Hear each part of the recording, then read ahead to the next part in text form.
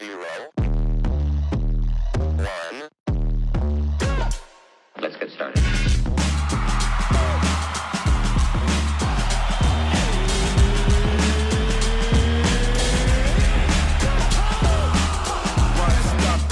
It is time, and welcome back to this week's episode of the NBA Fantasy Recap Show, brought to you by Dbob.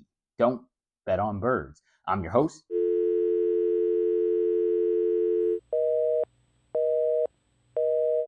Okay, gang, we back. This is week 1 in the books. This is your fantasy recap this week. Sorry, I don't have an Eric E. Smith. You're kind of stuck with me, but I will just kind of, do what we do. You guys probably remember how this works. Ben will figure it out. But thanks again for everybody for playing again. This is going to be another good year.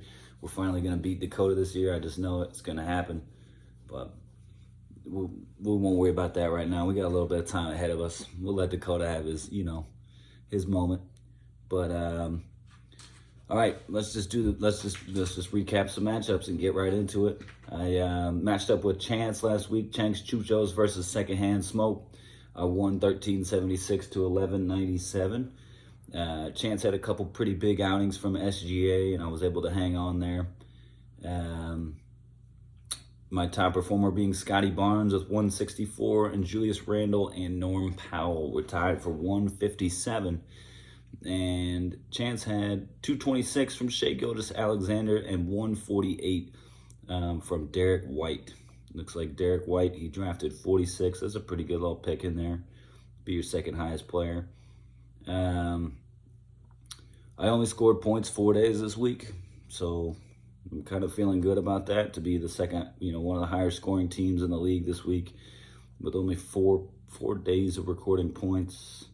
Looks like I was the third highest scorer. But enough about me. Chance got a little squad. I expect to see him string some wins together here pretty soon. He knows how to work the wire. It's a tough team. But just wasn't tough enough. So we saw Kobe Wan Ginobili, Jesse, take on Stephen Grimes and the Grime Time Super Gremlins. Grimes snuck a win out there last night at 12:04 to 11:63. Pretty big performance from Pascal Siakam last night. Helped Grimes get over the hump there. 80 points last night from Spicy P. That definitely played a big factor into why he's doing that. Spicy P is 180 points on the week with Karl Anthony Towns at 159. Two 200-point performers for Jesse's team, and 280 points from Victor Wembanyama and 226 points from Lonzo Ball, including 112 points last night alone. Looks like he had a little triple-double action, 38 points, 13 rebounds, 13 assists from LaMelo. Jesse made a little, contention for Bozo of the Week by making some late acquisitions yesterday after game started, and then hit the group chat wondering why it didn't work. So as Jesse kind of warms up to doing this shit on a phone and not on a web browser or a work computer or anything like that, we might start to see what Jesse used to look like in a lot of these leagues. He could be a pretty formidable opponent, but he got out gremlined this week, and Grime Time takes the win. Back to back, that is Dakota there. Beats Team Velasquez. These are the two highest scoring teams of the week this week, all together in one matchup. Interesting to see Jorge's team be this competitive. We didn't see that last year or the year before, but every dog sees his day, I like to say. So we've got Dakota at 1554. He had 242 points from Giannis Antetokounmpo and 153 from Donovan Mitchell. 200 points from Steph Curry and 198 from Anthony Davis for Team Velasquez. Both these guys had a lot of players performing at a high level, over 100 points on the week. 1, 2, 3, 4, 5, 7 for Dakota and 6 for Jorge. Both these guys used 3 acquisitions. So they were, kind of warming up, seeing what these teams can do. And as I kind of scroll through, it looks like Dakota dealt with a little bit of injury, but Jorge's team was pretty healthy for now. So You look down the list, Kevin Durant's on there. Kevin Durant gave him 110 points. Zubac is on Jorge's team. I think Jimmy Butler's in the mix there. Lauri Markkanen's in the mix there. This team could be pretty tough. As these guys kind of find their rhythm throughout the season, this could be a team to watch out for. So we'll monitor those. Again, those are your two highest scoring teams. Booker T, Danny V, and Connor For Real. This, to me, I think probably was the matchup of the week. Grime Time, Super Gremlins, and Kobe One Ginobili were pretty close, but it came down to the end of the night last night to figure out who was going to win this matchup. And Austin Reeves, the top performer for Danny V. He's got 233 points from Austin Reeves, 139 points from Cam Thomas. Here we go. We got every dog sees his day. I told you. Here he is. This is Hawk. You know, not like Atlanta Hawk. Connor For Real had a pretty balanced outing from a lot of different players. 132 from DeMar DeRozan, 130 from Jaylen Brown, 124 from Alex Sarr. That's kind of a sneaky pick. Daniels, where's the recap? Working on it now, dog. Aaron Gordon had a huge night. That was kind of cool to see. Had a 50-point night, scoring 78 fantasy points in his debut this year against Golden State. So Connor For Real seems to have a pretty good team. A lot of guys hurt on his team that if they come back, this could be a team to watch in a few weeks. Danny V's got some sneaky picks in here, I'll say. Austin Reeves definitely turned into looking like Luka last night. Now, honestly, I think this matchup is the matchup of the week, and Austin Reeves can be your player of the week. Austin Reeves last night, 116-point night. He scored 51 points, 11 rebounds, 9 assists. Had he had another assist, he would have added 12 more points, 2 for the assist, 10 for the triple-double. That would have been a 128-point night had he gotten one more dime. So Austin Reeves was a fantastic pick there. Drafted him 37th, it looks like. Right now he is the #1 ranked shooting guard in the league. So got to keep an eye on Danny's team there, especially as you get LeBron back, Luka back in the mix. What does Austin Reeves' output still look like? But good job this week, again, winning the matchup of the week with the player of the week.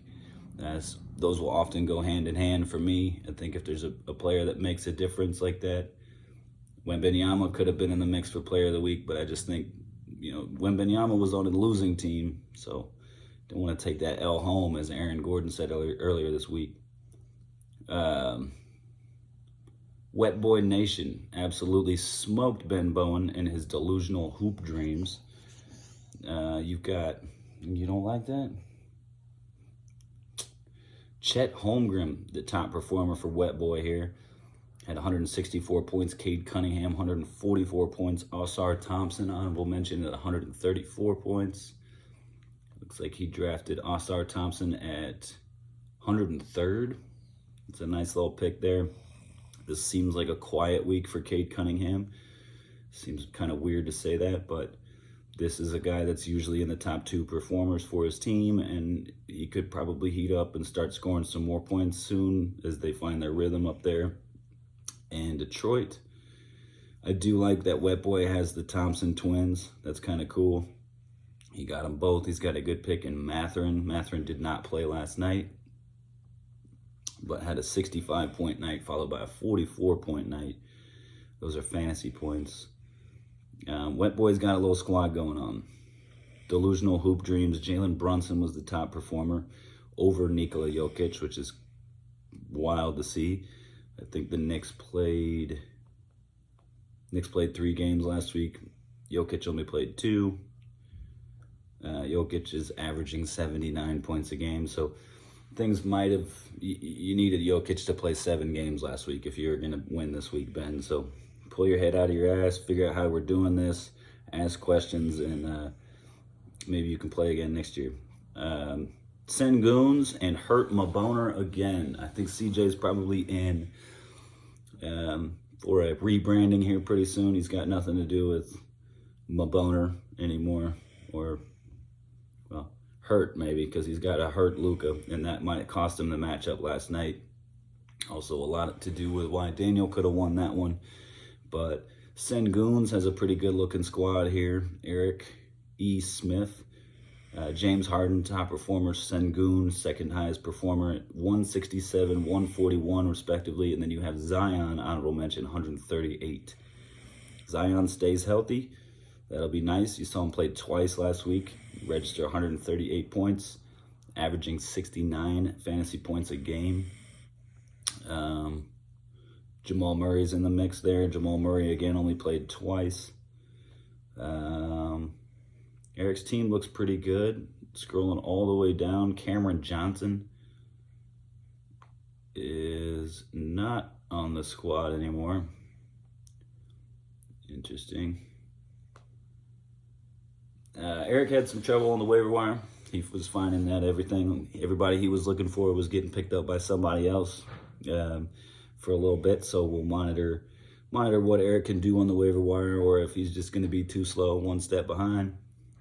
That's not bad for us. But Hurt My Boner, top performer. Luka Doncic in 2 games. He's averaging 92 fantasy points a game through 2 games. Had 184 points on the week in just 2 games. Evan Mobley, the second highest performer for him. In 3 games, he scored 159 points on the week. And then Michael Porter Jr.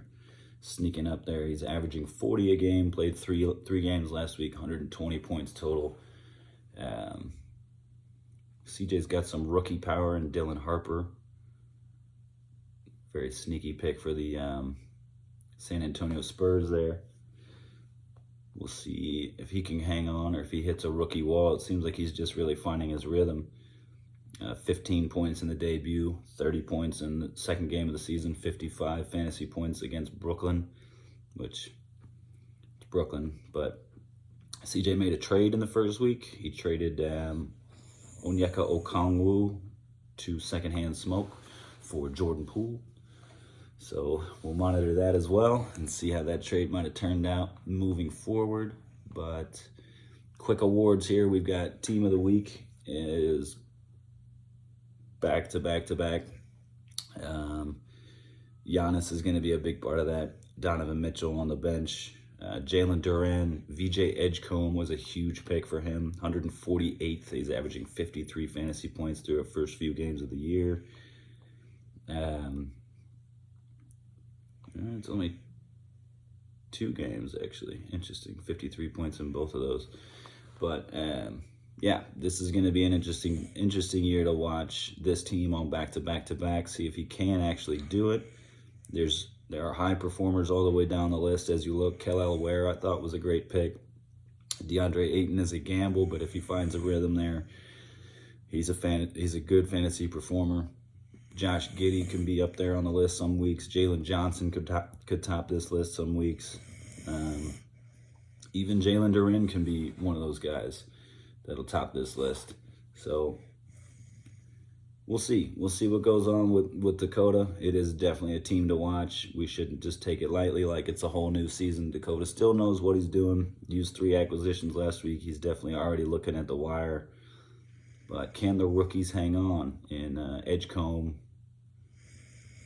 And that's it. Fuck, he's not really taking a lot of gambles on these guys, but we'll see. We'll see. So Team of the Week, Dakota, and back-to-back matchup of the week is Booker T versus... No, I'm sorry. Absolutely not. I'm sorry again. It absolutely is. Booker T versus Connor For Real. Player of the Week, Austin Reeves, and making the difference in that matchup. And Bozo of the Week, Jesse.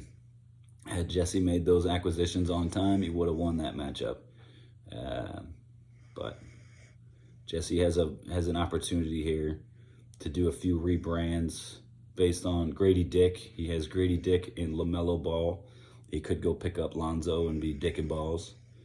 He could just change it now. He could be Suggs. He's got Jalen Suggs. He could be Suggs Dick. Dick Hart, Dick Hunter, Dick Victor. We'll see here.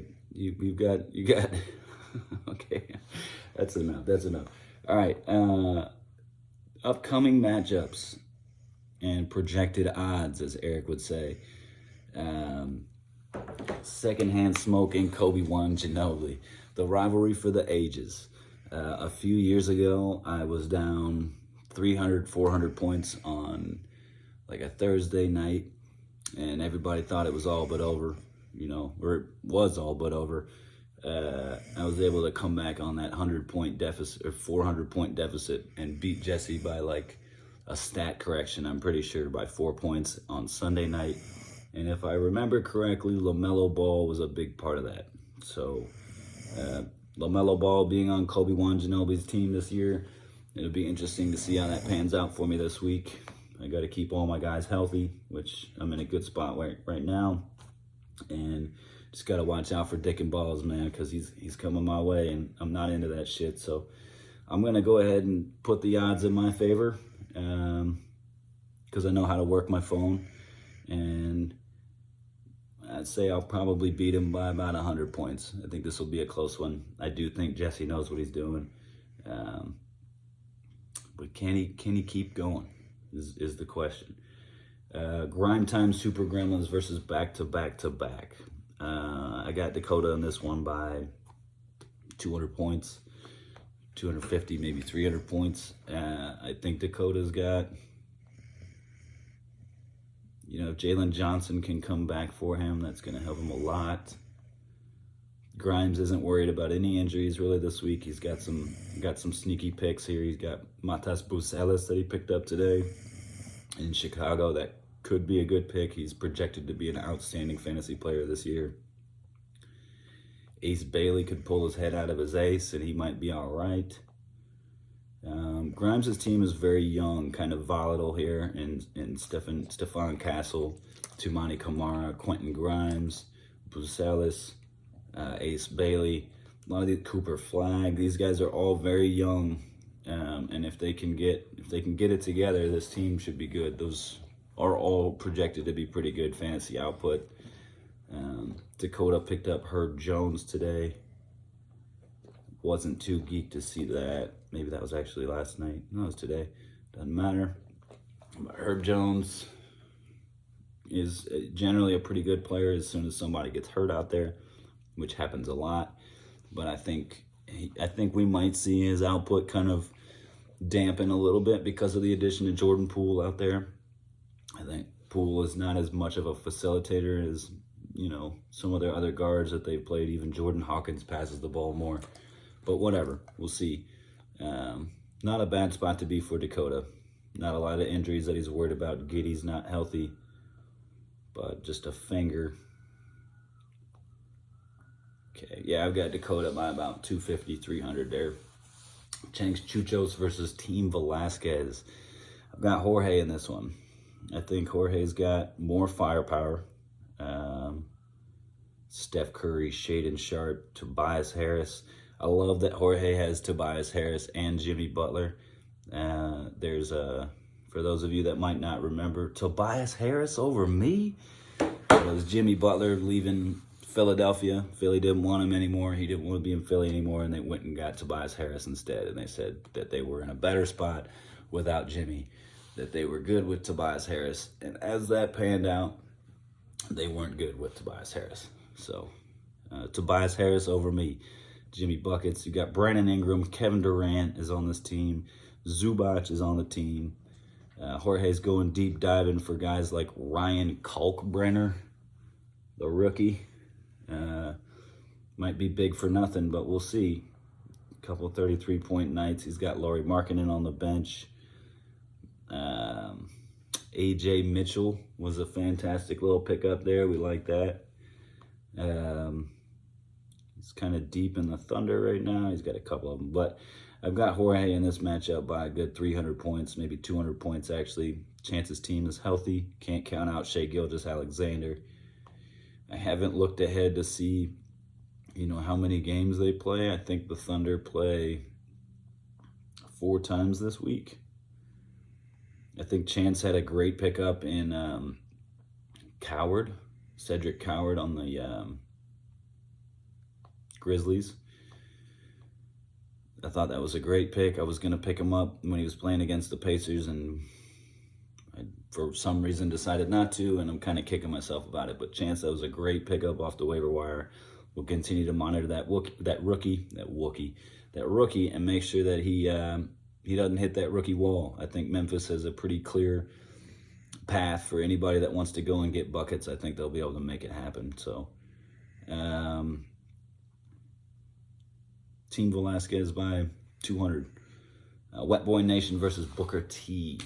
This, I think, has the potential to be the matchup of the week. I think Wet Boy's team is off to a pretty good start. He got a good little pickup from the Pelicans there in Jeremiah Fears. He's been a really fun rookie to watch lately. He's not a crazy fantasy output, but could step into a role sometime soon out there. I think he's already progressed through higher up in the rotation. In New Orleans, it's a guy to watch. Jabari Smith is somebody that could get a new rhythm out there. He's really been studying Kevin Durant. The Thompson twins, RJ Barrett's a good pick. He's got Naz Reid, Nas might step into the lineup if there's some weird shit going on with Anthony Edwards. He left the game early yesterday against the Pacers. But with Cade, I think Cade is due for really heating up and finding his rhythm. And I think that that's going to help him out a lot. Mathurin coming back, being healthy. But also we've got to watch, I think CJ mentioned that Luka's going to be down for a week. That's going to make Austin Reeves an absolute madman. Devin Booker has some pretty easy matchups this week. That'll be one to monitor. Oh shit, a rebrand happens right in front of my eyes here. We go from Booker T to Stone Cold Reeves Austin. All right, I like that. I like that a lot. Well done, Daniel. Right on time. Cam Thomas, Denny Avdia, those are good picks. Ron Holland is playing well up there in Detroit. But I think Austin Reeves and Devin Booker are really going to help. Shit, he's got Sabonis back this week. That's going to make a pretty big difference. But he's hurt. He doesn't have the workability of the IR slots from night in, night out. He's kind of harboring a couple guys there, whereas Wet Boy has those IR slots available. We'll see if they play those the right way. Ja could always do Ja things. Jaren Jackson Jr. is playing at a low level right now, but he should be able to string together some good games, maybe this week. But honestly, I gotta lean towards Wet Boy in this matchup. I think he's got a little bit more flexibility, night in, night out, and it's gonna boil. I think comes down to Austin Reeves, who's got a huge role on his plate this week, and a potential to be another player of the week again 2 times in a row if he's the difference maker in this matchup. I think this matchup has matchup of the week makings, so we'll keep an eye on that. But again, I've got Wet Boy by about 100 points, within 100 points. I don't think that's going to be a blowout either way. Connor For Real and Senguns. Usually I like to hate on Eric's team and tell you that they're going to underperform and that Eric can't get it together, or something to that effect. But his team looks pretty dangerous right now. With a healthy Zion, Sam Merrill turned out to be a pretty good pick. I think we've got more Jamal Murray. Sengun's playing at a super high level, 70.5 fantasy points a game through his first 2. Eric's kind of got a lot going on in New Orleans between Trey Murphy and Zion. Both playing at high levels, though. Trey Murphy had a big game. I think we'll see them both play 4 times this week. Shoot, I'm sorry, Connor, but I think I'm going for Eric in this one.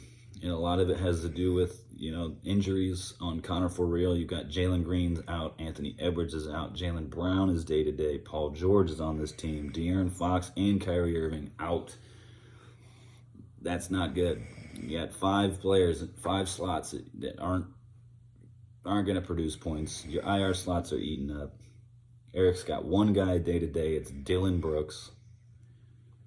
So again, flexibility from the IR slots on a night in, night out basis, I think is going to give Eric an advantage in this matchup. And I think we'll see Eric probably win this one by 200 points, 300 points. Hate to say it. Connor, you'll probably score some pretty good points, though. I think we have some teams that are potentially looking towards 2,000 this week with how many games we've got going on. First full week. Final matchup is CJ Livingston and Hurt My Boner again, or whatever the team name decides to be, and Delusional Hoop Dreams Ben Bowen. I've got CJ winning this matchup by 20,000 points. I'm just kidding, but a good 400. Ben kind of got smoked last week. I think CJ has a pretty healthy team. He's going to start an early lead tonight with a full lineup. Some hitters in there, but Garland's hurt, LeBron's hurt, Luka's hurt. Whereas on Ben's team, Jesus, Bradley Beal's day-to-day, Jalen Williams is out, Caruso is on the team and out, Kobe White is out, Tyler Hero is out. Man, we need to give Ben a crash course on how to do this. He's got Jake LaRavia in here. It hurts. It's okay. We'll see. We'll keep an eye on that. I feel like I'm forgetting something. Well, if I am, we'll address that and I'll get it balanced back out. It's the first recap of the year, guys. I'm sitting at about close to 30 minutes here, so thanks for hanging in with me. Again, really excited to have everybody back. You know how much I love this shit, guys, and this is a great group of guys to do it with. So I'm happy to be here, as always, and I'm geeked. There it is. That's what I'm forgetting. I'm geeked. Very geeked. Yeah, don't forget about quick matchup. Set your lineup for the whole week so that at least even if something happens and you get sick or whatever, you lose your phone, that your lineups are set for the rest of the week. Use that waiver wire. Ask guys, if you don't know what's going on, i.e. Ben, if you need help, reach out to the guys somehow.